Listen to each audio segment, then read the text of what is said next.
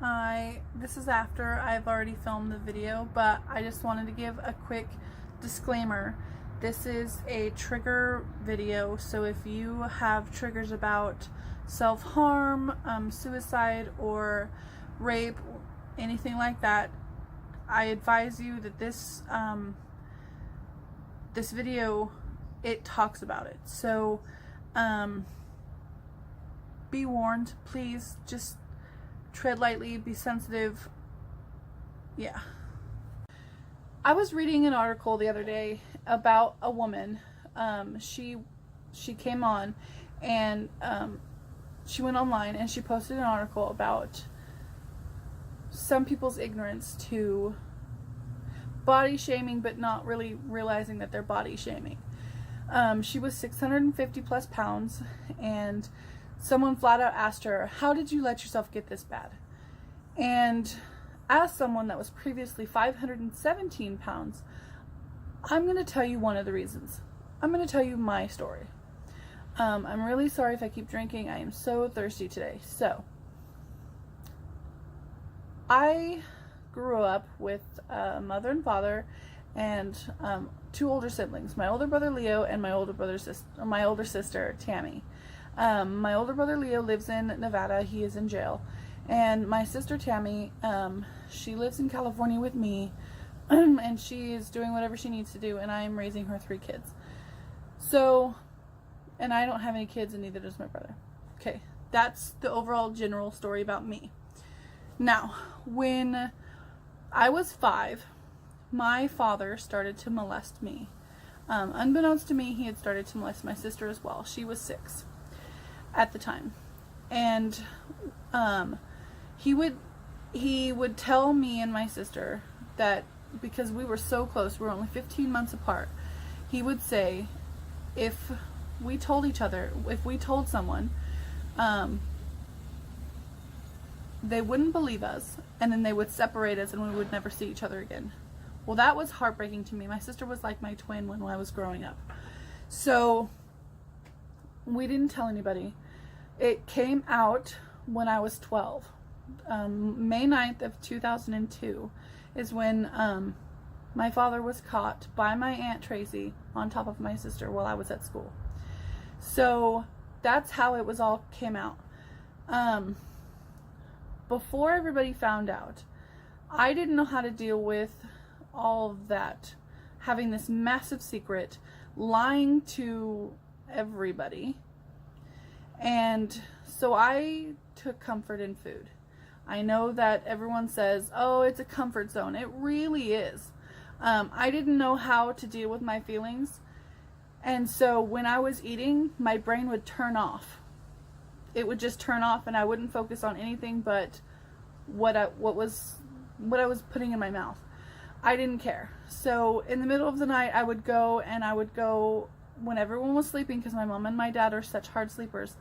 I would go and make those frozen burritos, and I would just eat those because I didn't want to think about it. I would have a breakfast at home, go to school, have the school breakfast, and then I would have a lunch. My family owned a restaurant when I was at 10, and so I would have lunch at the restaurant, I would have lunch at school, and then I would have dinner. And I would still have a snack in between. I was always eating, and then I would still get up in the middle of the night and I would eat. I was eating like every 3 hours, 2 or 3 hours, full meals, not just little snacks. So, because while I was eating, I wasn't thinking about anything. Now,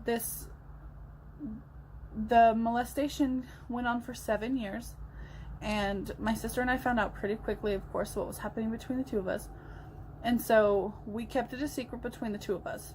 When it all came out, I lived in such a small town, a tiny town, and everyone knew I was basically related to half of the town and then married to the other half, like through family, you know what I mean? So everybody knew everybody. And then my grandpa was very big in the fire department, and my uncle was very big in the police department. So we knew everybody. So when it came out, everybody found out. Literally everybody. I was working at the restaurant one day, and a person, I mean, I recognized her, but I'm terrible with names, so I didn't know who it was. Perfect stranger to me, basically. Came in, just randomly gave me a hug, said she was sorry, turned around and walked away. Now, for me, having everybody all of a sudden know this big secret that I had kept for over half my life, that really affected me. I didn't like that at all. My sister kind of liked the attention, but I did not like that everybody knew my secret. I didn't like it at all. Now, people at school treated me differently. The teachers looked at me with sympathy. I didn't want pity. I'm still me. You just know this big secret. That's how I want it. You just know now. So just keep dealing with me. Keep talking to me like I'm normal. So when I was in like 4th grade, because everybody found out when I was in the 6th grade. When I was in like the 4th grade,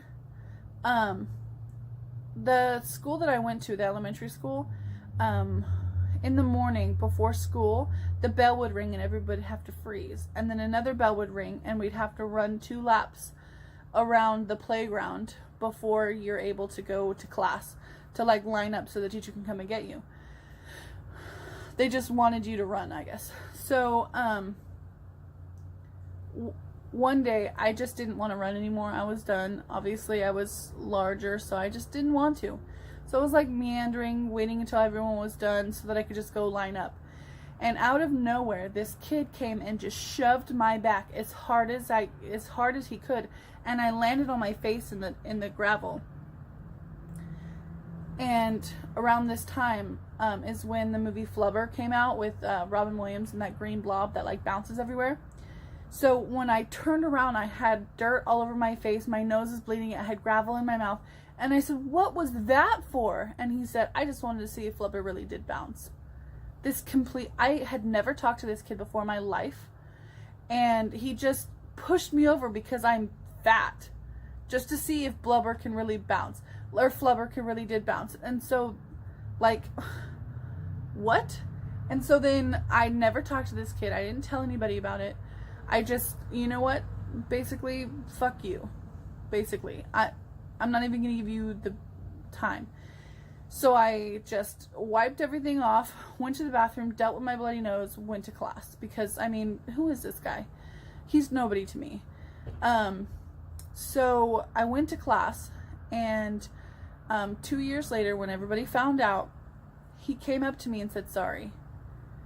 And now at this point, after that, I was like, I don't like you. I don't like you at all. And then all of a sudden he comes up to me and I'm like, what do you want? You know what I mean? Like, I have a grudge against this guy. Never talk to him again. And he says, I'm sorry for doing that for you. I didn't know what you were going through. And that, to me, I started to shake. Like, that was worse than everybody finding out. You know what I mean? Like, I was like, no, you don't get to do that to me. You know what I mean? After everything, no. I still hate you. You know what I mean? No. So the way that people found out is, obviously all the police arrived and everything, and my sister had to have like a rape kit done, and since anyways, it was published in the paper. Leo Ritchie, you know, man in the town that I was born, molests his 2 daughters, suspect Leo Ritchie. Well, of course, everybody's going to know that it's me and my sister, you know what I mean? So, anyways, so the fact that people found out my secret that I had been holding for over half of my life affected me, and I didn't know how to deal with those feelings. So, I tried to deal with them, and I couldn't. We tried to go see a therapist, like it was prescribed to go see a therapist, and the therapist that my sister and I were seeing was awful. She just basically wanted the money. She would see us both for an hour and then just leave us in her office for the other hour, because we were supposed to see 1 hour for me, 1 hour for my sister, and my mom would drop us off, and it would be late at night to where her secretary wasn't there, and so it was just her and my sister and I, and she would take my sister and I for an hour, in the same hour, and then just leave us there, say, lock the door when you leave. And I'm 12 and she's 13, so obviously, like, it's not like she's leaving babies behind, but I mean, what kind of therapist does that? She would take us to her house if she forgot something, or she was just not professional, and I didn't like her. So after, like, we would see her twice a week, and so after, like, maybe 7 visits, my sister and I were like, please, I beg you to knock it off. Like, we don't want to go back. So we ended up not going back to that lady, and so I didn't know how to deal with my feelings. I'm not really rebellious. I don't really like violence, so I didn't act out or anything. I just didn't know how to deal with it. So I ate, and my weight really began to balloon. Like, really begin to balloon. I would eat anything I could. Anything. I wasn't like a sweets person. I wasn't like a savory person. I was like a everything. Everything. I don't care. So, the kids really started to pick on me. And when I was 13, I was in middle school, and I was like, I need to stop living. This is no way to live. I can't continue on. So I was going to commit suicide, and I had it all planned out.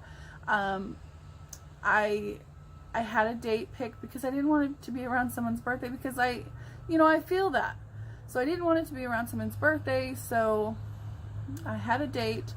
I was just gonna take pills so that they didn't have to come by this, like, gruesome thing. I just wouldn't wake up. So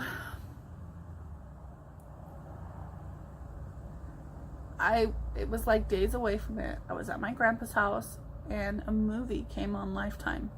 It's called Speak by Kristen Stewart, and at the time it had just came out.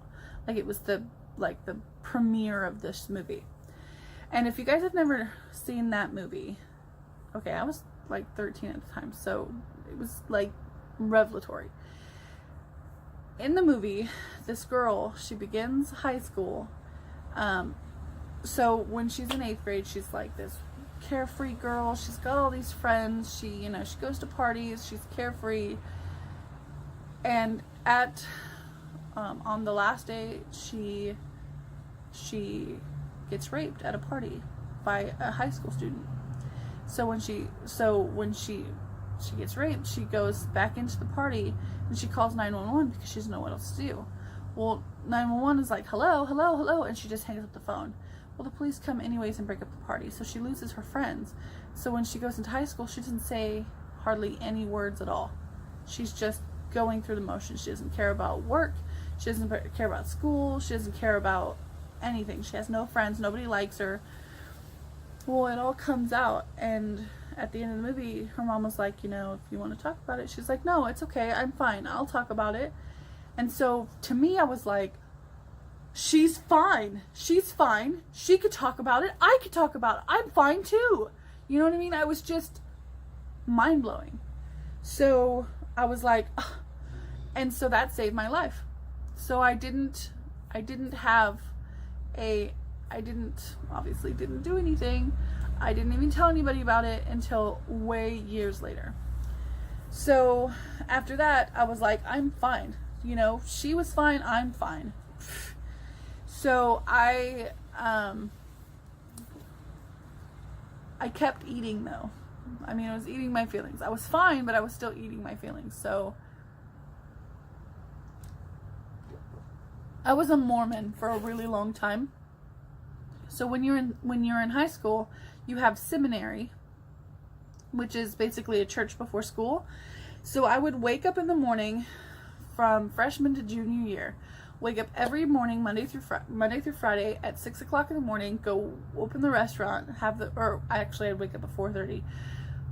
Get ready, be at the restaurant, have the restaurant open at 6 o'clock, and then I would eat this big breakfast, whatever I wanted. I'd cook whatever I wanted. Usually what I'd have for breakfast was hash browns with sausage and then gravy on top. And I'm talking like hash browns with like 6 sausages and then a slather of gravy.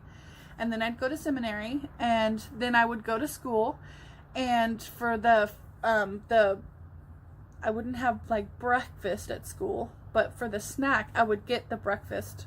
Like, I would use the breakfast account for snack, and I'd have basically another breakfast, and then I would have lunch at at the restaurant, and then I'd go and have lunch at school, and then I would get off school and go to the restaurant and have a snack, which is basically probably a hamburger and fries, and then I would go home and I would have dinner.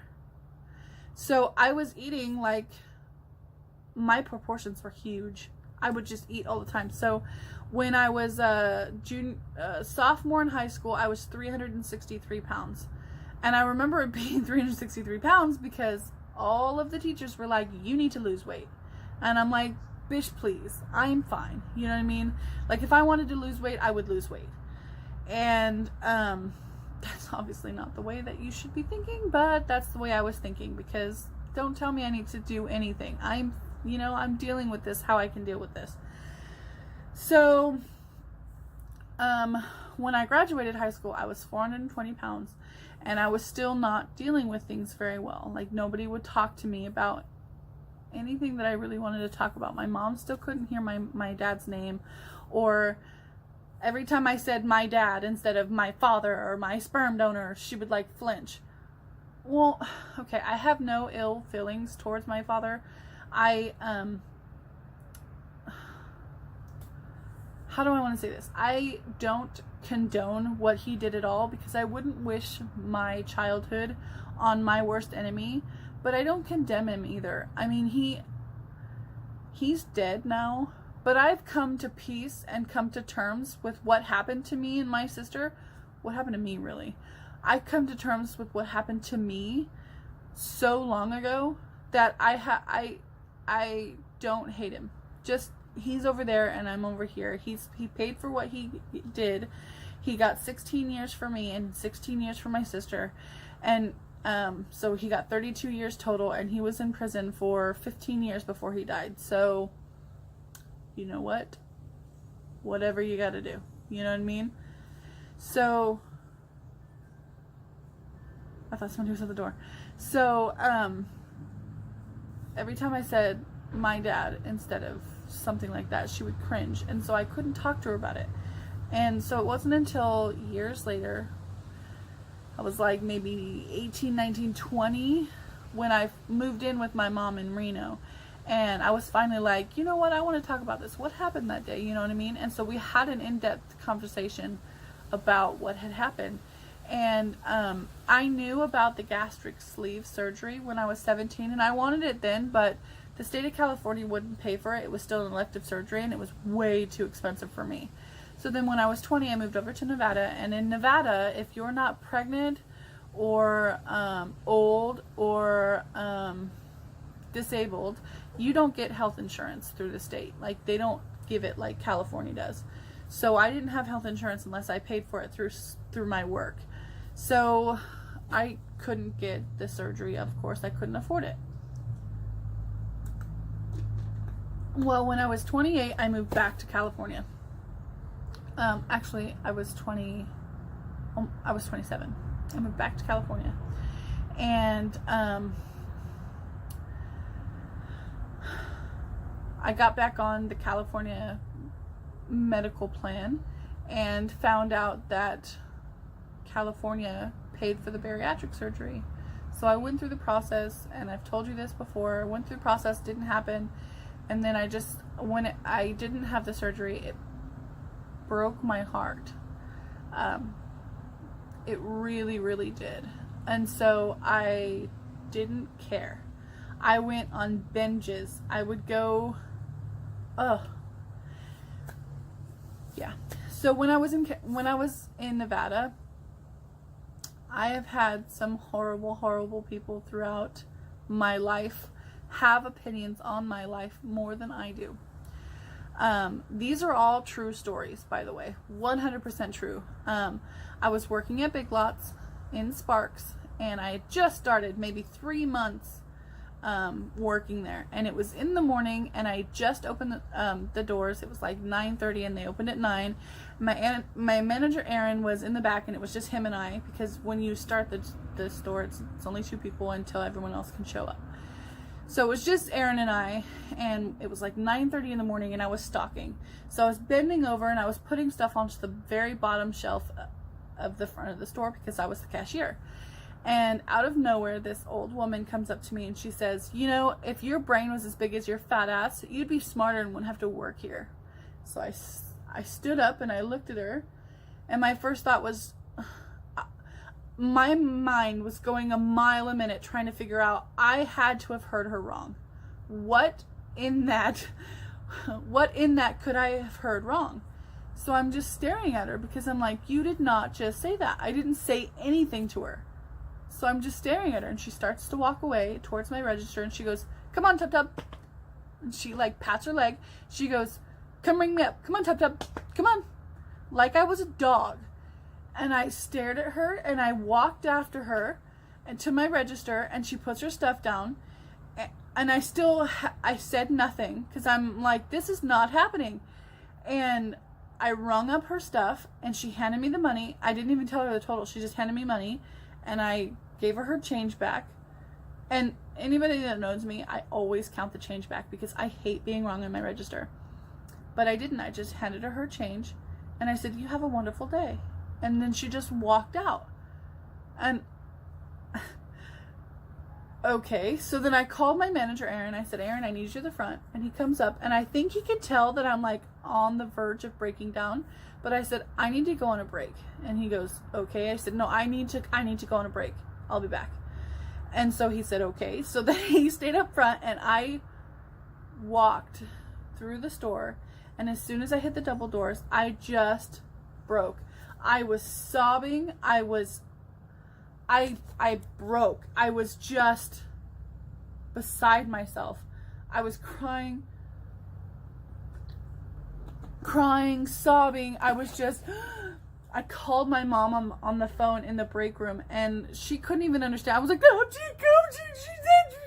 she couldn't even understand me, but she was there. She's like, I don't understand what you're saying, but oh my God, are you okay? Are you hurt? And I'm like, yes. And she's like, what happened? And I'm like, oh, and she's like, okay, do you need to go to the hospital? And I said, no. And she said, okay, what happened? And I'm like, and so she's like, okay, I still don't understand what you're saying, but as long as you don't need to go to the hospital, I'm just going to be here for you. Just get it out. Cause so I just sobbed into the phone, and I was back there for maybe 20 minutes. And then I got off the phone with my mom. I said, okay, I need to go back to work. And she said, okay. So then I leave the break room, and I go to the bathroom, and I look in the bathroom, and my eyes are so red. And so I clean up myself. My makeup is non-existent anymore. And I just clean myself up. My eyes are still super red, but it kind of looks like I just smoked a fat joint. So it's Nevada, so okay. I don't do that, but my eyes were so red. So I go back up to the front, and Aaron's like, are you okay? And so I told him what she said, and he immediately, his haunches went up, and he was like, if she ever comes in here again, she is 86. I mean, how can people ever say that? And like, he got mad in my defense, but I just kind of kept on working. I just stayed at work, and I finished the day. I had to work a 12-hour that day. I closed the store, went home, and I told my mom what happened again. And she's like, oh my God. And to this day, it still feels like a dream. She came back into the store about 4 months later. And at the time, we were having like a friends and family event where everybody gets 20% off. So it was really busy, and it was right before Christmas. So when she came back, it was like maybe like October, November. It's like right before Christmas. So like everybody was we were busy. So she came in, and she went through my line, and I didn't even recognize her. I was just dealing with another customer. So I said, how are you today? And she goes, still fat as ever, I see. And I paused, and I went, apparently. And I said, you have a wonderful day. And I cashed her out, and she left. But I was like, what the heck? So anyways, another story. Couple years later, I'm working at another company, Golden Gaming, which is a gaming store. If you've never been to Nevada, every single like convenience store, gas station has slot machines you can play. Well, those slot machines are all owned by the company that I work for. So I was a dispatcher. So if a machine broke down or ran out of tickets or won big, they would call me and I would send somebody to either pay it out or repair the machine. So one day it's cold. It's like December and it's snowing outside and it's cold. And we didn't have a car at the time. So I was taking the bus to work. Well, the bus parked like a block and a half down and then like 2 blocks up. So I had to do this like this like L shape to go to work. And then you had to like cross the road before you went because it was on that side of the road. So I got off the bus and I'm wearing like tennis shoes and jeans, and then I have a sweater on and a coat on and a hat on, and I'm listening to music because I'm on my way to work. And so I get off the bus and I'm walking and I do the 2.5 blocks this way, cross the street, and I'm like halfway to work on this one street. And this woman pulls over in a big black truck. She's like an older woman. At the time I was like 26, 25-ish, maybe. While ago. I was younger. And I would say like 50s, 60s. So she was just an older woman. She's not an old woman, but an older woman. You know what I mean? Like not my age. So she pulls over and I pull out my earbuds thinking she's lost. So I said, "Hey, can I help you?" And she goes, "Oh, honey, I just wanted to let you know that layers really aren't for you. You should just steer clear of layers because of your size. It really makes you larger." And I looked at her and I said, "You know what, honey? Your face really isn't for you, but I'm not bitching at you." And I just took off walking. I put my earbud back in because, I mean, who is she? At this time, I've obviously had thicker skin. So when I got to work, I just busted up laughing as soon as I walked into the room. And my coworkers were like, "What happened?" So I told them what happened and what I said because I was like, yes! Without even thinking, "Honey, your face really isn't for you, but I'm not bitching about that." And I just kept walking. Yes. So anyways, that was so funny. That's my victory. I feel I love telling that story because I don't even know what came over me. And then a couple years later, I'd say like 9 months later maybe, my mom and I used to we would celebrate Mondays because everybody hates Mondays. We didn't like Mondays. They were never nice. So we would do something fun on Mondays.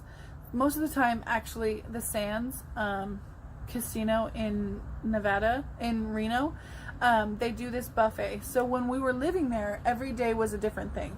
Like Monday was Chinese food. Tuesdays was like tri-tip or something. And then Thursdays were prime rib. And then Fridays, Saturdays were like 1 pound T-bone, and then Sundays was like everything that was left over. So we love Chinese food.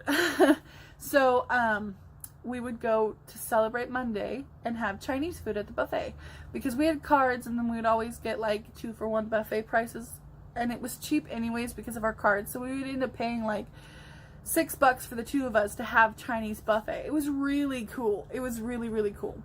So my mom and I were at the buffet once. And the buffet opened at 4, but my mom didn't get off until 5. So we got there at like 5:30, 6 o'clock-ish, because the buffet closed at 7:30. So we got there at like 5:30, 6 o'clock-ish. And we just got there, just got seated, had our drinks being delivered. So we got up and I was getting my first plate. So how I used to do buffets is the first plate always had to be salad. And then the second plate, if you go back for more, would be the buffet part of it. So that I just love salad.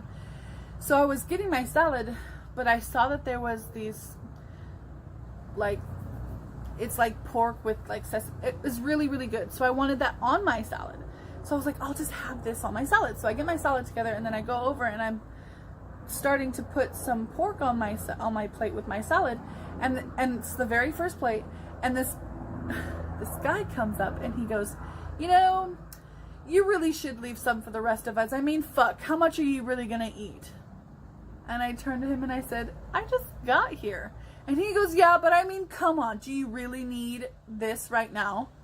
And I said, you know what? Yeah, I do. And I walk away to have my dinner. But I was like, are you kidding me? I just got there. I haven't eaten since like 11:30. Literally, I was so hungry. And I was eating salad, for fuck's sake, at a buffet. So, what? Anyways, so when I came back to California and I couldn't have my surgery, I was devastated. And then now I've had my surgery and I still have people come up to me like, oh my God, you really should lose weight. I had this one woman, she came up to me in the supermarket while I was looking at different kinds of yogurt, the kind with the protein in it at Winco. And this woman walked up to me and she's like, you know what? Inside you, there's a skinny girl just fighting to get away. Just fighting to get out, she said.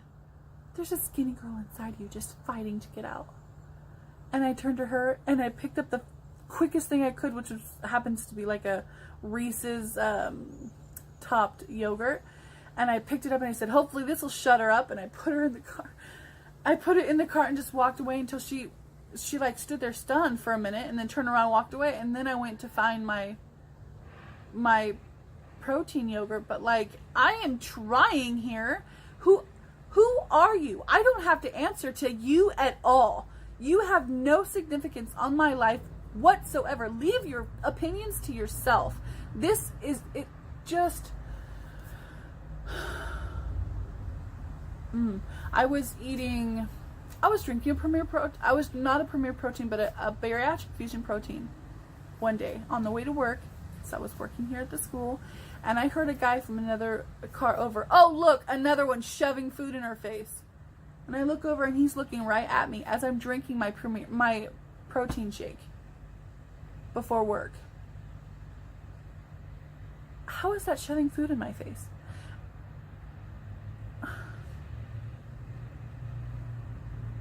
Who are you to have any claim on my life whatsoever? Are you... Anyways, it's one of my biggest pet peeves. Obviously, I don't know how long this video is because it's in the windowsill of my window, but it's just frustrating to me that people think that they have any say whatsoever on what someone else's life. It's just frustrating to me. It's my life. If I am the way that I am, if you don't like it, turn around. Honestly, go away. Nobody asked you. Nobody, like, did they really think that for instance, the lady at Big Lots, did she really think that saying, if my brain was as big as my fat ass, I'd be smarter and wouldn't have to work there? Did she really honestly think that would be like, oh, you know what? I should lose weight because that woman had an opinion about my life. Did she really think that would work? It's just amazing to me. You could leave it down in the comments if you really think if you really think that she thought that would make a difference. I mean, obviously it's still with me. It still affects me to this day because I don't care really what people think, but I don't want people to just look at me and automatically think that I don't care. Because I care. Obviously I care about my body, or I wouldn't have done what I've done to better myself. And that's why I say to anybody that listens, I did this for me. I didn't do this for anybody else. I didn't do this for the woman at Big Lots. I didn't do this for the man at the fucking buffet. I didn't do this for the guy that's riding in the street or riding in the car next to me telling me, oh look, there's another one shoving her face. I didn't do that for these people. I did it for me. So, yeah, if you need a cheerleader, I don't know who you are, but if you need a cheerleader, I am your girl. I got your back. I got your back for whatever you need. So yeah, I hope you like this video. This is just my story. This is how I've came to be. I have super thick skin. I think I look really great. I think that I'm going to look even better for myself when I hit my target weight.